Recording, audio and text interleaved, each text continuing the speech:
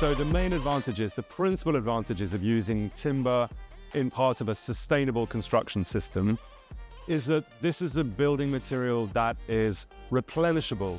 We can grow more of this material. We cut the trees down, we plant more trees. It encourages people to grow trees and it sucks up carbon dioxide from the atmosphere. And we can create a beautiful architecture using this material. I see the future of timber in construction, in really replacing all other principal means of construction.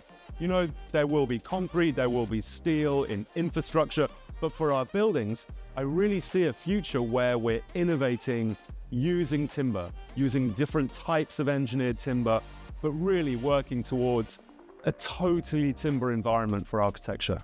An event like Rebuild is so important for all of us in the sector because to innovate, we need to collaborate, we need to learn, we need to be talking to each other, listening to each other, understanding what new materials are available, what new practices are available, and discussing how we can best use those to create a sustainable future.